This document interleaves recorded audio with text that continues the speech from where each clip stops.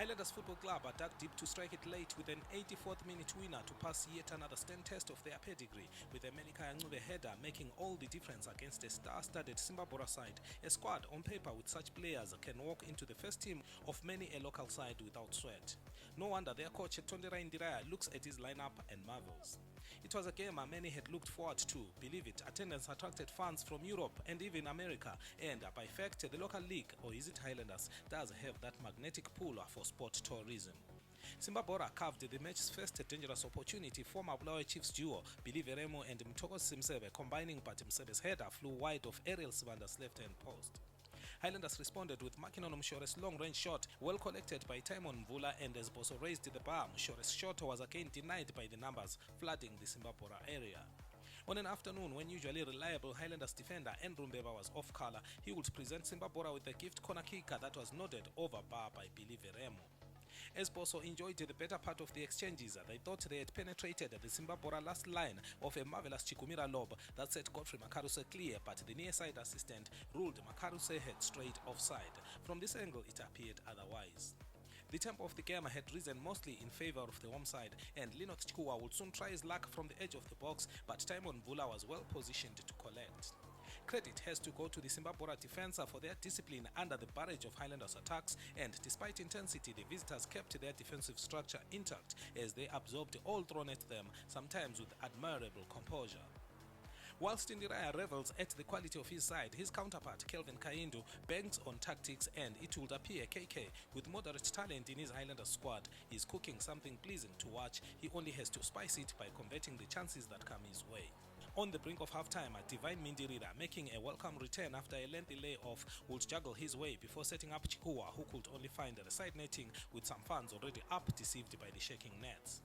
0-0 at the break, both sides with their positives, Highlanders dominant in midfield, though not penetrating Simba's last line, whilst the visitors are sticking to the plan to repel all thrown at them to hopefully hit when an opportunity arose. For both sides, the second half will be a matter of completing strategies, and it would have been a plan come together on the 50th minute for Boso, but marvellous Chikumira's header was well collected by keeper Mvula. On one of the sporadic occasions when Simba Bhora elected to push forward, Walter Msona combined with Simba, but Barbourfields would rush his shot that went embarrassingly wide of target.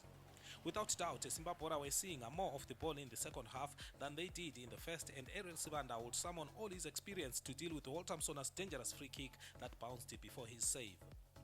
The resultant corner kick was flashed across the face of goal by an Ismail Nyani header without any takers from Simba Bhora to tap home. Highlanders, perhaps drained by the electrifying first half, were second best for quite a spell in the middle stages of the second, and Simon Machope's defense-splitting pass set up Ismail Nyani, who wasted the chance with a shot to the stands. Coach Kelvin Kaindu then re-energized his side with changes, and substitute Calvin Chikonero could have done better after a magnificent through ball from Makinono Mshore set him loose, but he appeared hesitant to go for the kill, eventually fluffing his shot wide. Just like Highlanders in the first half, Simba Bhora also had their moments for close offside calls, prominently when Vasily Kawe picked up Walter Msona, adjudged to have been on the wrong side of action at the release of Kawe's pass. Again, from this angle, it looked very tight. Simba Bhora almost stole a late winner off a corner, but Webster Tafa flashed his header wide of goal. Then came the defining moment. In his best contribution of the afternoon, Ndrumbeba delivered a beautiful cross into the box which appeared on its way out till the Demons possessed Wilson Mensah to head it towards his own goal. Melikhaya Ncube pounced with a header, noting home the gift that made all the difference. It was 1-0 to Boso. Broken on the death, Simba Bhora were left with no choice than to make the best of the West in a few minutes, coming out of their defensive cocoon with Kawe again stringing another fine pass for Mensah, who could not make amends for his cardinal error, eventually forced to shoot anyway. Hard-won victory then for Boso, who have work to do in their last third if they are to make their dominance count with goals. On the other hand, Simba Bhora appeared to have stifled the talent of their array of big-name players by sitting back most of the time.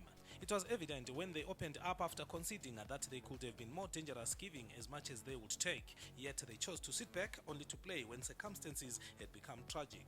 It was too late. For the Premier Soccer League at Barbourfields Stadium in Bulawayo, I'm Thandazani Zimbwa.